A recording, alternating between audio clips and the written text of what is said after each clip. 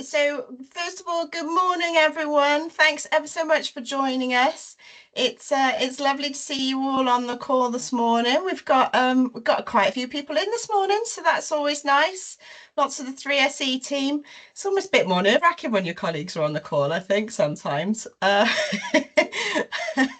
But I have posted in the chat, please do introduce yourself.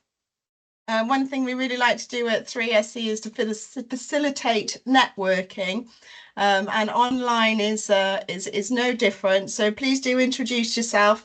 It's always really handy if you say maybe one or two things about what you're interested in when you're introducing yourself as well, because it kind of gives people a bit of extra motivation to reach out and have a chat to you.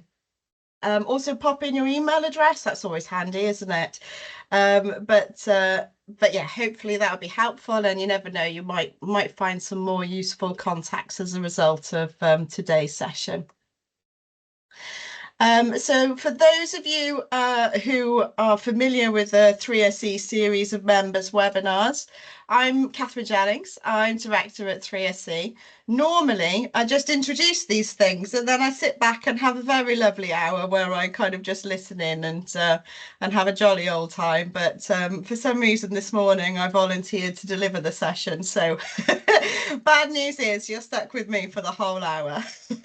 Or maybe that's good news. Who knows? But hopefully this morning you'll have real benefit from this one, like you do for all our webinars, as we will be talking about neurodiverse friendly recruitment. I'd love you to have your cameras on. I'd love to hear your comments. Very happy for you to post in the chat. I can't see the chat at the moment, so if somebody can monitor that for me and just give me a shout out, say stop, we've got a question. Or alternatively, I should be able to see you if you pop your hands up. And I don't really mind if you shout out either, but I think people are far too polite to shout out. But I'm a supporter of shouting out and stopping me, because somebody needs to. So we will have microphones off, but obviously if you do want to make a comment or contribute or whatever else, then please feel free, pop them on and we'll all be able to hear you. I can see there's lots of introductions happening there in the chat. Let's have a little look through, see who we've got. So we've got Martin from 3SE, Jess from 3SE, Kasia, Ben, all 3SE people, and Helen from Maximus. Good morning, Helen. Tracy from 3SE. Who else we got? Rebecca, lovely Rebecca, who works on our programs and does lots of amazing stuff for us. Wendy from CTEC, good morning, very warm welcome to you. Annie Thomas, welcome to you as well. I see Clive is typing. I think that's everyone who's introduced themselves. Welcome, Clive, as well, when you finish typing. So I hope this morning, like I said, is going to be very useful. We are talking about neurodiverse friendly recruitment. So what I'm going to be covering this morning for you all. Oh, everyone who's joined us a little bit later, just to let you know, we are recording as well. So what we're going to be covering on today's session is making employment opportunities more accessible for neurodiverse talent. We're going to provide some tips and techniques and ideas for ensuring the onboarding process is fairer for neurodiverse workers. And hopefully we'll be going some way to developing your organisation's action plan to support neurodiverse candidates this morning. So quite a lot to get through there in an hour, but I'm confident that we're going to do it. So to start off with, a little bit about 3SE. I'm sure most of you are aware of 3SE because you're here. But we're a social enterprise. We were established in 2009. 3SE's principle is partnerships with purpose. So that means that we actually, for every contract we work on, we work in partnership with lots of different community-based organisations, which of course is a very sustainable model and supports lots of communities and is very good for social value. Our journey with, morning Clive, thank you. Our journey with excuse me, neurodiversity started about 6 years ago. Up until then, we'd be delivering access to work across Wales for a very long time. And we were asked off the back of that to start delivering some neurodiversity coaching. So other than knowing about my own neurodiversity, it was kind of, something which wasn't as prevalent as it is now. So not as talked about as much, but we've certainly seen this massive sort of surge of chat and discussion around neurodiversity that's certainly increased over the last 6 years and definitely in the last 2 or 3. So when we started delivering neurodiverse coaching for people who were employed, again, we were fairly new at it. I'll put my hands up. We were learning as well. But now 6 years on, we've got a massive body of work. We've worked with something like 2,000 people and supported, I think, 700 or 800 organisations with their own neurodiverse strategy and training. So hopefully we've upskilled fairly quickly in those years, and now we're an industry leader around neurodiversity and neurodiversity awareness. So we also deliver an extensive number of programmes for the Ministry of Justice. So we work with the probation service across the West Midlands. We deliver 4 contracts in Wales, so that covers the whole of Wales. We deliver an autism programme in Thames Valley, and just this year we've started delivering a programme for MOPAC in London that covers all 32 London boroughs. So we know that there's a massive need for neurodiversity services and coaching across the justice sector, and certainly we've got some lovely contracts which helps us support neurodiverse people who are on probation. And it's, I suppose, the holy grail of contract delivery is knowing that you're changing someone's life. And I know that many of our programs and many of our participants have real life change, have an epiphany as they go through our coaching, and I think that's something really, really special.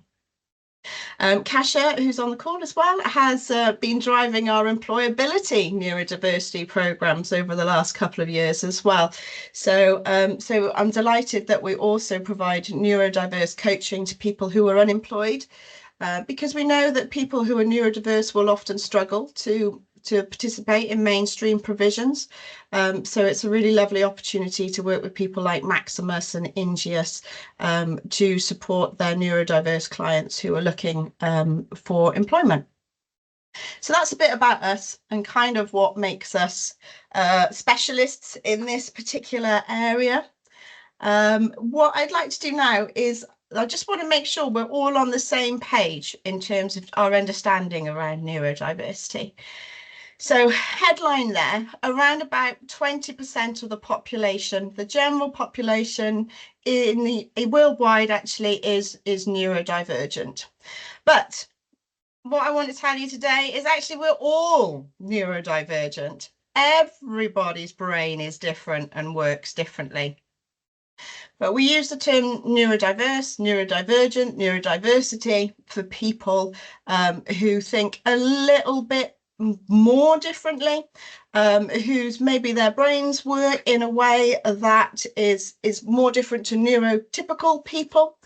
And for the purposes of the presentation today, when I use the term neurodiverse, neurodiversity or neurodivergent, I'm talking about those people whose brains work more differently, myself included. So 20% is an interesting figure as well. That represents people who mainly have received a diagnosis.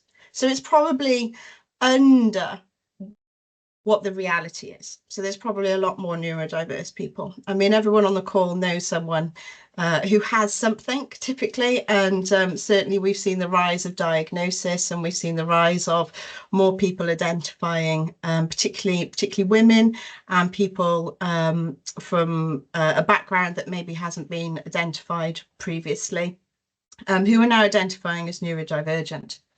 So what does neurodiversity, neurodivergent, neurodiverse, by the way, let's just talk about terminology for a minute. So I want everyone to feel really comfortable to ask questions and express themselves on this call.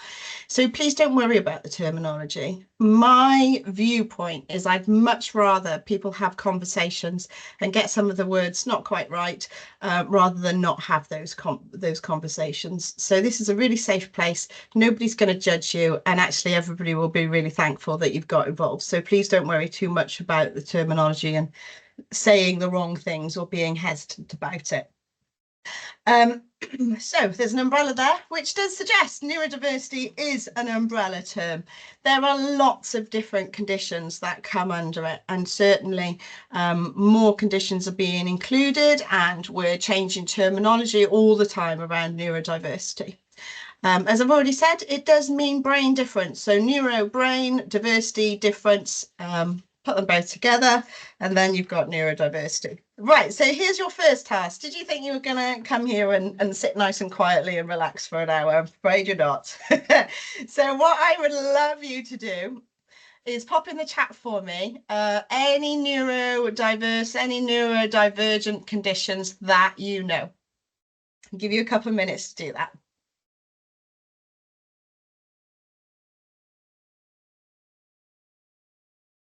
ADHD, thank you, Jess. Oh, there we go. ADHD, ASD, ABI, lots of letters so far. Oh, Helen's really gone for it. Autism, mental health, learning difficulties, acquired brain injury, and Tourette's. Yeah, absolutely. Autism, ADHD, ASD, or there's another one there. Thank you, Kerry. ADHD, ASD, thank you, Annie. Anybody else? Dyslexia, thank you. There's mine. Thanks very much, Adrian. Fetal alcohol syndrome disorder. Thanks, Jess. Pathological demand avoidance. There's another one. That's a nice new one. What else have we got? Dyspraxia, dyscalculia. Yeah, also referred to as developmental coordination disorder. Fair few there. Lovely. Thank you very much. I've now checked that you're all with me and you're all awake, so that's fabulous. So let me help us all out here. So here's a lovely wheel that represents a lot of different types of neurodiversity. So yay for your daughter, Annie.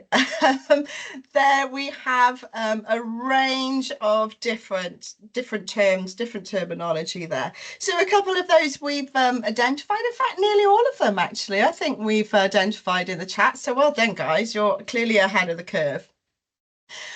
Just to pull out a few things here. So we've got mental health. So officially, under terminology, brain difference. So yes, people who experience mental health challenges, problems, conditions, issues are neurodiverse because their brains do work differently maybe to neurotypical people.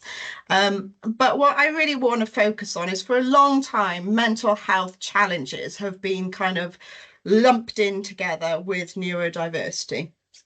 And yes, we know that people who are neurodiverse will often experience challenges with their mental health, but those challenges are not because they are neurodivergent. It is because the effect that society has on them. So we know there are lots of neurodiverse people like me who have most of the time pretty good mental health. So again, I want to encourage everyone on the call to try and separate those things out. Also, many mental health conditions can respond to treatment, can improve, can get better over time. But most of the neurodiverse terms that we're looking for there are people who have been born with or acquired a difference in the way that they think, and actually there's no fixing that. That's how, and it doesn't need to be fixed. That's how people are. And one of the things that we love to do at 3SE is really celebrate the strengths of people who are neurodiverse, because we know that they've taken a battering over time, and actually we want to change that narrative for them. So we want to start talking positively about neurodiversity and the ways that that they can be brilliant and harness some of those brain differences that they've got. Also want to touch very briefly on acquired neurodiversity. So this is when, again, when someone isn't born with a brain that thinks this way, but actually they develop it for a number of different reasons. So typically through a traumatic event, through a head injury.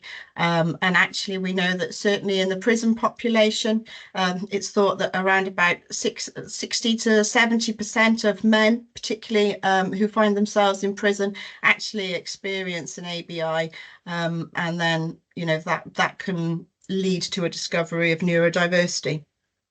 What we also know is some people who are neurodiverse will also seek that dopamine boost in their brain. So often people will put themselves into a situation that's dangerous, which means that they're more likely to have a head injury or a bump or experience a trauma, which again is that neurodiversity underlying, or was it caused by the ABI? So again, kind of a little bit chicken and egg, and our understanding and research continues around that. Something else that I know was in the chat, fetal alcohol syndrome disorder. Again, this is one that's kind of rising in prevalence, certainly very common in the justice sector. So that is when the mum drinks alcohol to excess when the baby is forming, and that can have ramifications on that baby and child and adult as they grow up. One thing that's not on there is challenges around language. So learning, short-term memory is not great. That's one of the things about being dyslexic. But we've got some other terms that are rising in prevalence. So learning challenges and language and processing. So that's not one that's featured there, but one that we should be including going forward, and certainly was in the kind of the top 5 or 6 most prevalent forms of neurodiversity. Okay, so just a little bit of background there. So I'm hoping that helps us all to be kind of on the same page. And for those people who are a little bit geeky, who like some numbers, who like some stats, unlike me, this slide is for you. So why we're all here today, because we know that neurodiverse people are more likely to be unemployed than people with any other disability or health condition. And now I kind of use that phrase, any other disability or health condition, because many people who are neurodiverse do not consider themselves to have a disability or health condition, but many people who are neurodiverse do. So I just advise a little bit of caution kind of when referring to neurodiversity as a disability, because it's not a label that suits everybody. We know, that only 30 to 40% of people who are neurodiverse are employed. So for those people who specialise in employability services, you can do the maths on that. And there's the majority of participants on caseloads are likely to be neurodiverse, whether they have some neurodiverse traits or underlying conditions, or whether they have a diagnosis.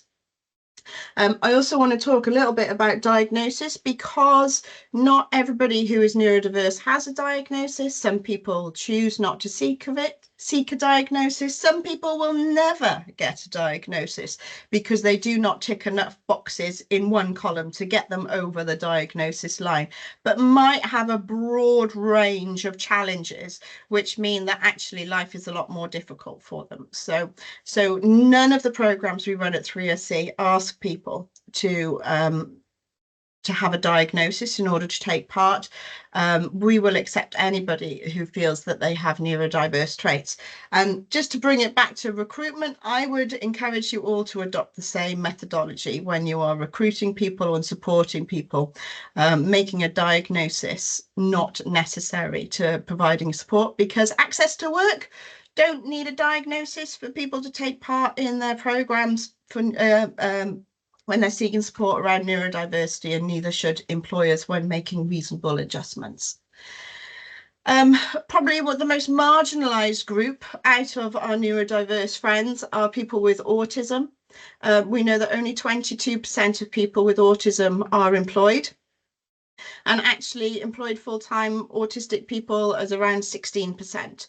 So very, very low. So again, something that we're really passionate about addressing. And 1.55 million people were unemployed in January, and 9.25 million were economically inactive. So that means that there's a lot of neurodiverse people out there who need our support. Okay. Any questions so far? Anything in the chat? Nope. Just checking. There we go. Okay, right, let's move on. Okay, so let's get to the crux of why we're all here. So the Institute of Leadership and Management found that 50% of managers were willing to admit their discomfort in hiring neurodivergent individuals. I personally think that's quite a shocking statistic. And certainly I don't think our 3SE team would have grown quite as quickly if we'd felt the same way. But also I just want to highlight here that of managers that were willing to admit their discomfort. So there's a lot more managers there that probably were not willing to admit their discomfort. So again, this is something that we really need to start addressing in our workplaces. So yeah, this is your typical manager. By the way, you're gonna be responsible for Catherine Jelling. She's got dyslexia, and this is his response. So his managers are absolutely freaking out. And I think it's mainly because of lack of understanding. So we want to move away from this scary territory. We want to turn that on its head, because we know that there are so many brilliant reasons to encourage neurodiverse teams. And when I say neurodiverse teams, I don't mean teams that have got, dyslexia, dyspraxia. I mean teams that are a range of different neurotypes. So we want neurotypical people, we want neurodiverse people, we want a really good mix of different ways of thinking, because that's really going to help our teams and our organizations to innovate. So we know that neurodivergent individuals will often think outside the box, will come up with different ideas and strategies and ways of doing things. Me in particular, I'm definitely a big picture person. So I'm all about like the overall idea, communicating what that looks like and explaining it to people. I'm not a fine details person. I'm not somebody who takes joy in a spreadsheet. Luckily, we've got Kasha for that. But exactly that. If we had a whole organization of Catherines, it would not be a good organization, believe me. But actually, what we want is a nice range of different people who can all feel empowered to contribute and actually come up with really brilliant ideas, and create much more creative programs that really answer the needs of our clients and our customers. As I said, we know that complementary skills enhance team performance. Again, different people with different perspectives are going to be coming in and actually really benefiting our organizations. And I like to think of our 3SE team as like a bit of a jigsaw. So we've got all of these gaps, and actually different individuals fit into different gaps. And that gives us a fully rounded organization that's able to tackle most things. We know that there are certain types of people who are neurodiverse who thrive on the details. And this is really important, particularly when you want to produce high quality programs that meet the needs of our clients and customers. Productivity, if everybody's firing on all cylinders and feels motivated and feel like they can be their best selves in work, we're going to see big increases in productivity. And that's certainly the evidence that we've seen at 3SE as we've developed in the last couple of years. There's also a great deal of creativity in having neurodivergent teams. But also, I don't want you to fall into stereotypes here, okay? So there are lots of sweeping stereotypes out there. For example, that autistic people are great with numbers and computers and spotting patterns and that sort of thing.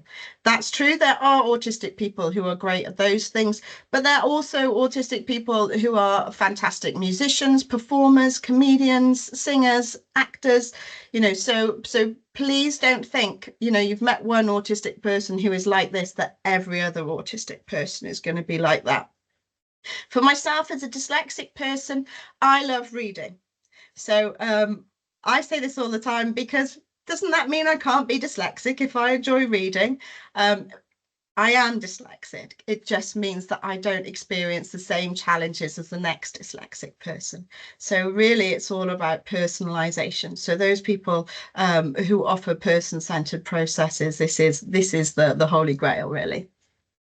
And empathy and inclusion. So teams learn to accommodate different communication styles and appreciate each other's unique abilities. And that's absolutely true as well. So we do have a few dicey moments where people communicate and go, oh, that was a bit abrupt, or oh, I've talked too much, or oh, I've overshared. But actually kind of fostering this inclusive environment means people become more tolerant, and also that we hopefully manage in a way that's kind and supportive to everybody. But I hope I'm preaching to the choir a little bit here, because I'm assuming that you're all on the same page as me with this, which is why you've chosen to attend today. And the final point there, creating an inclusive environment where everyone feels valued is essential for harnessing the power of neurodiversity. Okay, so let's get into some really practical stuff. So hopefully this is going to be a bit of a toolkit kind of session. So when we're talking about neurodiverse recruitment, it absolutely starts with your existing teams, because your teams are already neurodiverse. Your teams are already made up of people who think in different ways and have different neurotypes. They are experts on your organization. They know what they need, hopefully, most of the time, but also they can predict what new staff will need.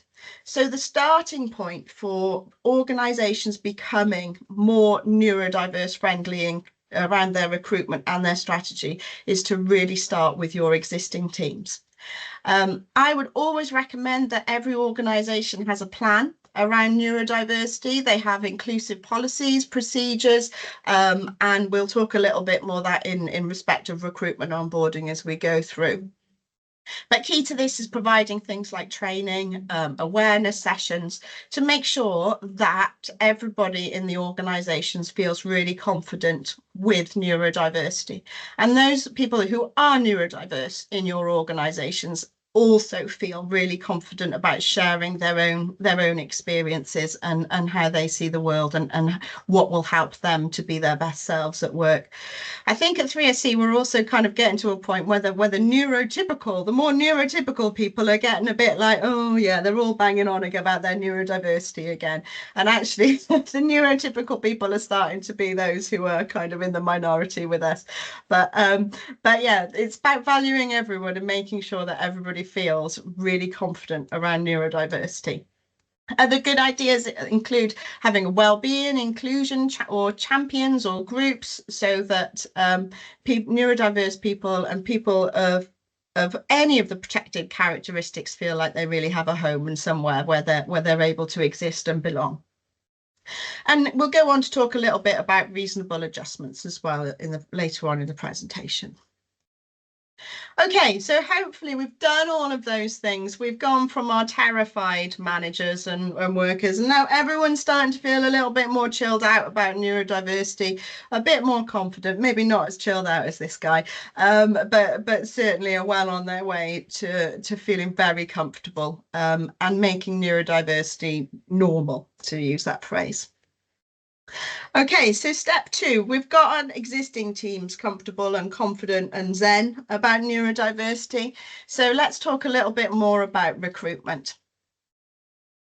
Okay, so again, this would really invite you all to start thinking about the chat and getting involved at this stage. So Normally, I'm quite a solution-focused individual, but I'm actually starting off with application forms here and why they can be problematic for people who are neurodiverse.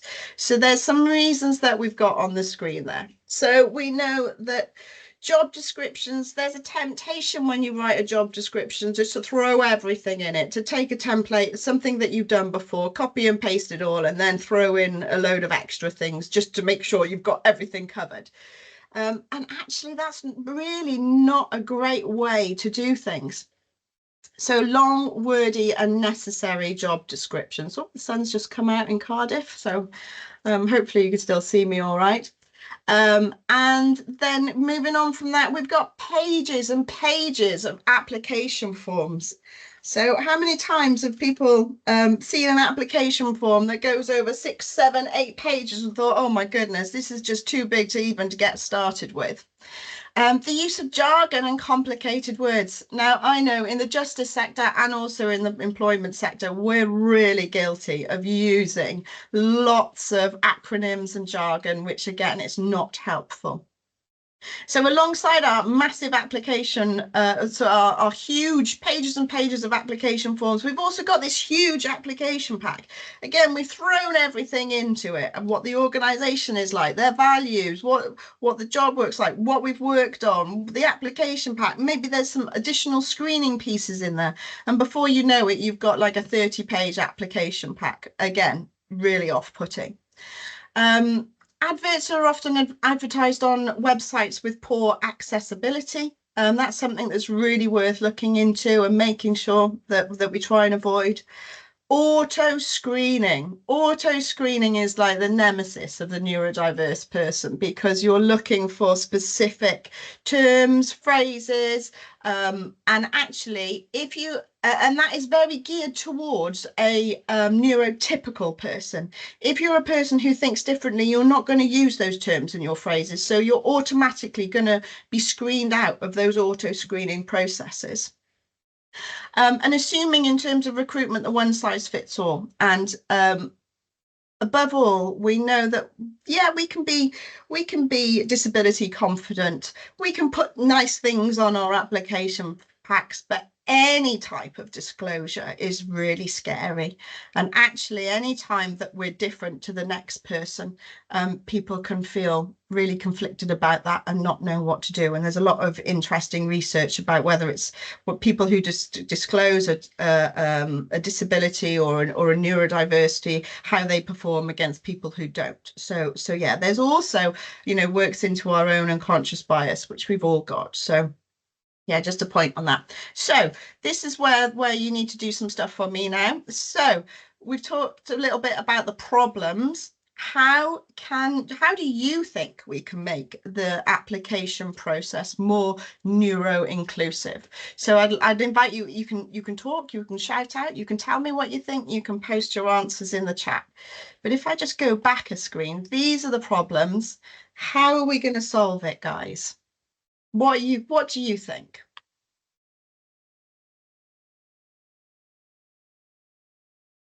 I don't think this is necessarily just going to help neurodiverse people, but kind of making it clear that if people don't have all of the kind of essential skills and requirements for the job, that they can still apply for the job. And I know that's particularly a problem with young women as well, feeling like they don't have all of the necessary skills that match the job description. So I think just making it clear, like, please just still apply for this job if you don't think that you've got everything that's needed, would be quite helpful. Yeah, you're absolutely right, Jess. Thanks for that. There is, I read some statistics a very, very long time ago that men will apply for a job if they meet 50 to 60% of the specification, and women will only apply for a job if they meet 80 to 90% of the specification. So again, there's There's something culturally about women that hold us back a little bit on that basis, or some women. So yeah, so that's absolutely true. And you know what I want you to take away from this is any of these things that you do to support neurodiverse applicants will also support every applicant. It's going to benefit everyone. So yeah, so regardless of gender or protected characteristic, actually it's going to support everybody just to implement a couple of these things. We've So got a few things in the chat, Catherine. yeah, sure. Yeah, so we got use video applications, yeah, accessible and available in different formats, strengths based approach, informal chats with the manager, simple to follow online applications if they must be done online. Maybe offer work trials that give people opportunity to demonstrate their capabilities, providing easy read job descriptions and application forms, helping employers create bespoke pathways to enable equal access to roles for all. For example, guaranteed interviews, working interviews, creative tests. yes, absolutely. There's some really brilliant suggestions there. So what I'd encourage you all to do is copy and paste the chat, pop it into a separate email, because this is the bare bones of some of your solutions for your recruitment processes. There's no such thing as an original idea, and we're getting loads of ideas here. So we're starting to develop a toolkit here, aren't we, for around how people might help support neurodiverse applicants. And I know that Helen's posted a couple of really lovely things in there. And I know that actually Maximus have a really lovely recruitment process. So that actually the use of very simplistic online forms and non-complex application processes that kind of relies on a chat with a recruiter and that sort of stuff. So just an example of an organisation that isn't 3SE who are getting inclusive recruitment right. Wendy's saying, had a discussion with a supermarket. They had employed several neurodivergent people who applied several times for a job via their website. They gave them work trials and they are now employed. Well, that's brilliant. That's testament that works. Okay, so that's lovely. Thank you, guys. Thank you all for your contributions. So I apologize for this slide. I hate slides with this many words on it. But this is a copy and paste job. I make no apologies for the copy and paste job because it's taken straight out of our neurodiverse friendly recruitment guide. So what I will also do is send you a copy of our neurodiverse friendly recruitment guide, very long and wordy title, that you will have after the session. So this is just some ideas of how we can implement solutions. And don't forget, if we're implementing solutions for neurodiverse people, we're actually implementing solutions for everyone to make the whole recruitment process more inclusive. So some great ideas that I've pinched from friends, including Professor Amanda Kirby. Well, I'll show you one of her images in a little bit later. But write job descriptions that describe a typical day. Wow, that's quite revolutionary, isn't it? A very different kind of approach there. Be clear on what the specific requirements are from the role. Please resist the urge to copy and paste previous roles because that's what you've done in the past. Please make it specific to that job role rather than this is our template. This is what we need to include. Make it really clear that you are neurodiversity inclusive. And I've got a lovely adjustments pledge on the next slide coming up for you. Offer alternative format. So what we've done is video interviews. So we had that comment in the chat.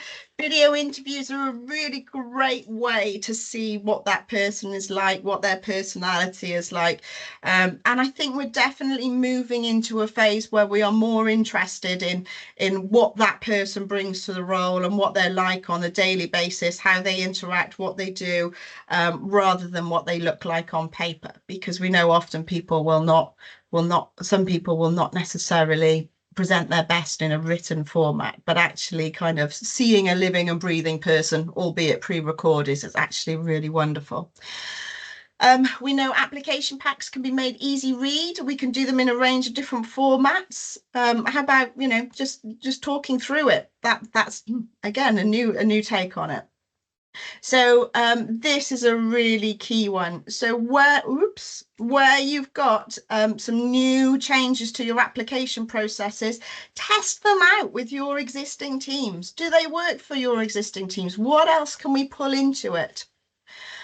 Speak to the individual. And again, if somebody is disclosing a neurodiversity or any form of hindrance to your process, speak to that person. Remember that one size fits all is not the case, that actually what one person needs is very different from the next person. So again, really, really encourage front and center to ask that person.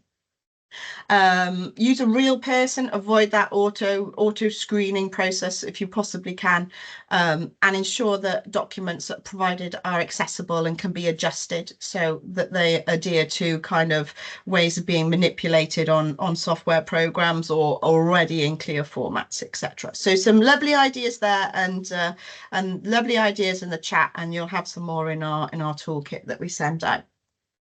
So adjustments pledge. So this is a little addition to this slide deck, actually. And the thanks for this one goes to Kath Leggett from where's she from? Authentic, and I'll talk to you a bit more about Kath later on as well.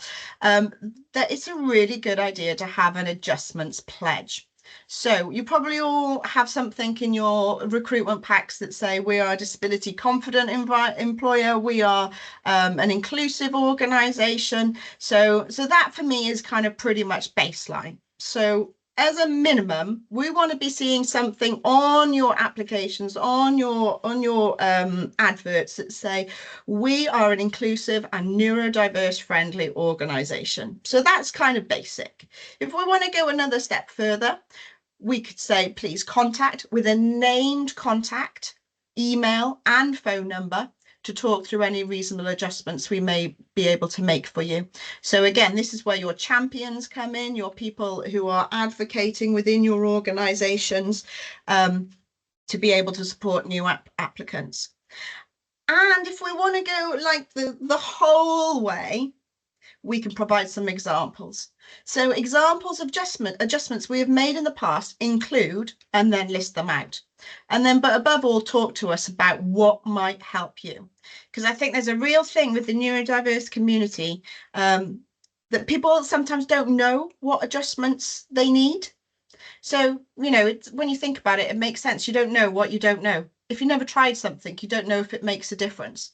So while some people are very clear on what will help them, other people will be less clear. So given some ideas, some suggestions is going to be really helpful. And I was chatting to a lady yesterday over email who was looking for some support for access to work. But she said, well, I don't really need anything in work, and I don't really need any help with travel, and I don't need any of this, that, or the other. And it was just because on the face level, she didn't think that she needed some of the things that they had on the access to work form. But actually, when you dig into it, in terms of neurodiversity coaching, that would be very useful to her. But because it wasn't there front and center, she didn't think that she needed it. So, it's a really good idea to provide examples. So let's talk about interviews now. Okay, so again, problems that people are going to have, unknown environments for people who like that habit forming behavior. They like to be in the same place at the same time, doing the same thing. Having to go into situations that are completely unknown, the environment is unknown, the people are unknown, is really, really, really scary, and actually can induce a lot of anxiety. We know that in an interview situation that we're often expecting people to adhere to those social norms. So we're expecting them to look at us, to make eye contact, to sit still, to really focus. And we know a lot of those behaviours are not natural and actually are very uncomfortable to people who are neurodiverse. Probably the biggest thing with interview is getting there on time. So again, for people maybe who suffer from time blindness or struggle with timekeeping generally, then that can be a really big barrier. We had an example a couple of years ago now of a lady who was super capable, but was kind of disabled by her OCD. So it meant that she could never get out of her house on time.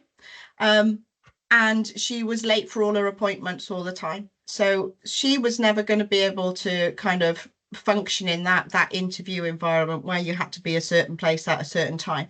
But actually we were able to support her with some strategies around how she could improve that. But you know, that's worth thinking about. You know, super talented, capable, creative, amazing individual who was just never going to get through an interview process. Answers need to be focused, and goodness knows everybody from 3SC knows that I love a tangent, and, and many people do. So where you have to be focused and stay on point, you're probably not going to perform your best. Not providing any time to think or process thoughts. We talked a bit about tests and assessments, and also this whole one size fits all approach when we know that one size does not fit all. And ultimately, all of these things are going to increase anxiety. And we know that interviews are really, really anxiety driving scenarios and situations. So if you have any other things, any other challenges that you've got to overcome, actually, you know, kind of, it's enough to tip you over the edge and not even want to bother going. Martin said, I've had the opportunity to help some of my employability clients to advocate for themselves in these ways, and they've all been successful in finding employment. These things work. Thank you, Martin. That's really powerful. That's really amazing. Thank you. Right, so we're going to do the same. Oh, Jess, did you want to come in? I just had a question about like masking versus disclosing, because I get a lot of clients that say, you know, I don't know whether to tell the employer that I'm autistic, and so I don't like to shake hands and I don't like to look them in the eye. And then I get some clients saying, you know, I just want to cover up these issues. I don't want to disclose anything. I don't feel comfortable disclosing things. It will make me feel more anxious. So I was just wondering what people's opinions were on, like, do you just kind of agree to these rules of thumb and mask some of these traits of yourself, or should you disclose that you're autistic from the offset? Oh my goodness, that's a real difficult one. Thanks for that. So I think that people have just got to do what's right for them.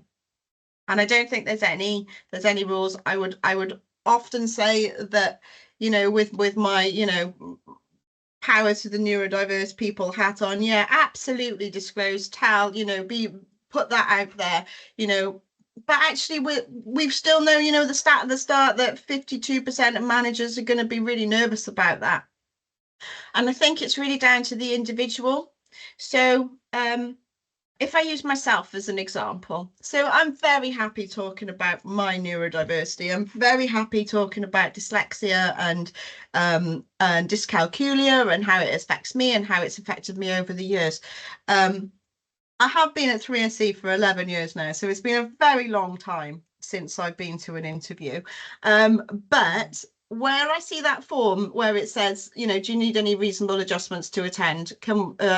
Just in events and things like that? Or can we do anything to support you? I never tick that box, because there's a little bit of a stubborn streak of me that says, I don't need that. Because I'm fine. I can do this, I can cope, and I might not do it in the same way as everyone else. I might have my little strategies going on in the back of my brain. I might be doing a swan on the surface, you know, the legs are going like that underneath, but actually for my own self, I would much rather, you know, stand on my own 2 feet, and actually sometimes, you know, like to go, well, I am dyslexic, you know, and throw that in as a curveball to make someone start to think, rather than I don't want people going, oh, you know, poor Catherine, she needs this or that. But that's just me. And I'm quite a confident person. But there's a lot of people out there who don't feel like that. And actually a lot of people who need that support to be able to perform the best. So I don't think there is a right or a wrong answer there. I think just each person needs to feel comfortable and confident to do what works for them, because we don't want them to feel unconfident and then be on the back foot even more. So I would say depends on the individual. Did I see another little? No, thanks, Jess, for that really difficult question. Did I see another hand there? No, we all good? Martin had a hand up, but his hand is down now. Popped it back down. Okay, we'll see if we'll carry on. Okay, so the same thing again. What I'd love you to do, type your answers in the chat or shout out, talk to me. What can we do to make the interview process more neuro-inclusive? Over to you. Here are some of the problems. Feel free to give us some answers.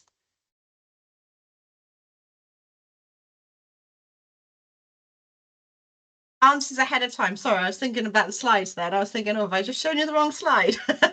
Yeah, absolutely. Thanks, Rebecca.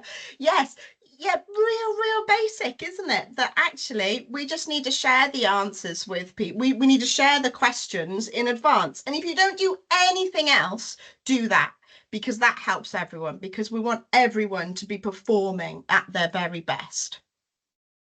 So ensure we're aware of prior to interview if there are any ways that we can support the person attending. So absolutely, that's about asking the person what they need. Thank you, Helen. Interview format, yes, lovely. So again, kind of specifying, this is the agenda for the meeting, this is the interview, this is how it will work, and these are the questions we're going to ask you. Really good. Can interviewees contact interviewers in advance, introduce themselves, and ask if there's anything you need? Yes, absolutely. That would be a really great one. Interview questions in the chat as a prompt. That's a really nice one as well, Helen. So, or no, was that Helen? Was that Helen? Sorry, Rebecca. Definitely. So how often does a question become 3 questions? Can you tell us about a time when? What was the outcome? What was the result? And how did that make you feel? Well, that's actually 4 questions in 1 question. And we know that breaking things down piece by piece is actually a much better bet for people. Prepare the person so they know what to expect, the venue, the location, expectations. Yes, absolutely. Some lovely ideas there. Please feel free to copy and paste them and stick them straight into your own neurodiverse friendly strategies. So here's some answers again, all copied and pasted from our toolkit. But one thing that I also really like, we got work trials instead of interviews, so that was mentioned a little bit earlier. Training for interviewers, unconscious bias training. Something that I like to do as well, or we always do at 3SC, is we have a lovely page where staff have a picture and a bit about them. We always send a picture and a link to that page to the person prior to the interview, so they know who they're going to be talking to. Anything that we can do to relieve some of the anxiety for people is going to be a really positive thing. I've talked too much today, so I'm going to gloss over that, because you are going to have the slide pack and you will have our neurodiversity toolkit there. So I will just skip over that one, and you can read through those in your own time. So this is a lovely little image from Do It Profiler. So our friends at Do It Profiler, that were a very simplistic way of having much more neurodiverse friendly hiring process. And some of the things we've definitely covered there. But one thing we haven't covered so far is thinking about the environment, background noise, lighting, etc. We know people who are neurodiverse will also have some difficulties with sensory processing, so it's really worth thinking about the environment and how you do that as well. This is our neurodiverse friendly toolkit, which I'm going to send you, so that's great. We've got a little bit here about onboarding. So we've got that lovely neurodiverse person through our recruitment process, and now we're onboarding them. So number 1 thing you can do is ask them what would be helpful. You know that we've talked about everybody having different needs, that me as a dyslexic person are different to another dyslexic person, and the same with other forms of neurodiversity.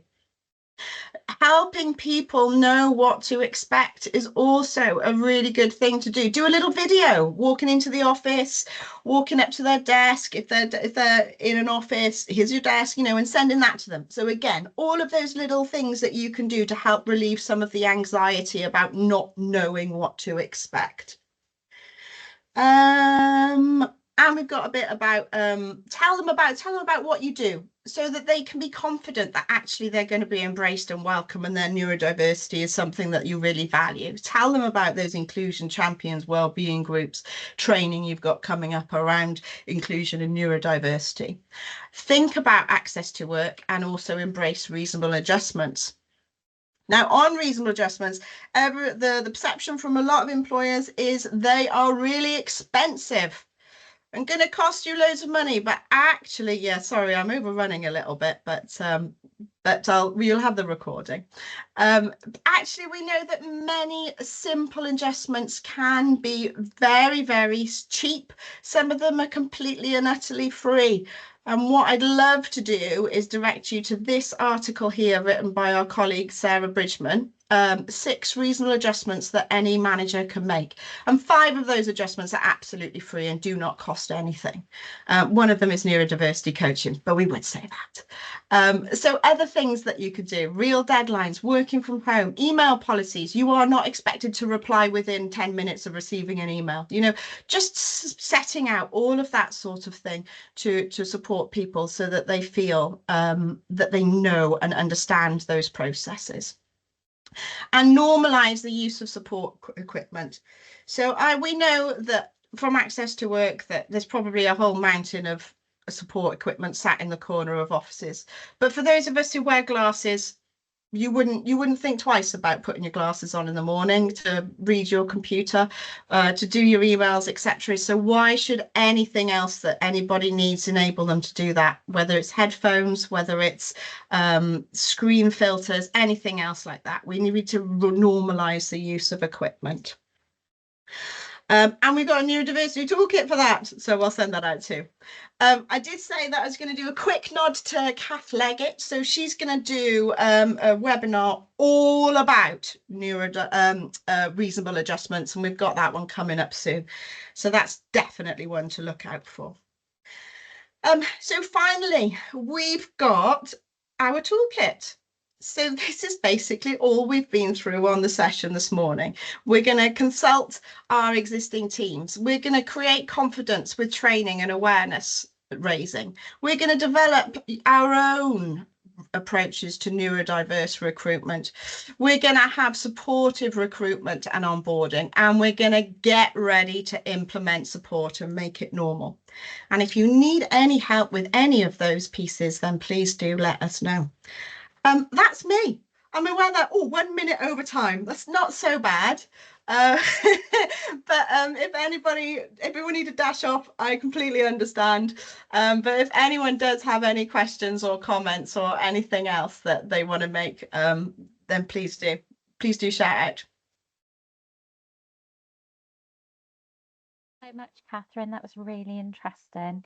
Oh, thank you, Helen. Thank you for coming. You're very welcome. You're welcome. I know, I thought it was really great. There's loads of ideas on there, so I'll take that back to our management team, because they could always do with a bit of refreshing, especially You're not doing around too bad, recruitment. Helen. Like I said, I had some good feedback from the Maximus recruitment process, so good on you. Oh, thank the Lord. They do try, but I mean, we can always improve, so it's great to have the toolkit there. Yeah. You're very welcome. No problem. I'm sorry it was a bit of a garble through at the end, but I just wanted to get all the content in for everyone. Anybody else got any questions or anything else that you wanna add? Anything in the chat? No? Oh, we've got the evaluation form in the chat, so if you could just spend a moment or two just to complete that for us, that would be really great, everyone. Lovely. Well, if there's no questions, that kind of brings me to the end of today's session. Thank you again for your participation and your attendance. I really appreciate it. And I look forward to seeing you next time. Thanks, everyone. Bye. Thank you. Thank See you you. soon. Bye. Bye.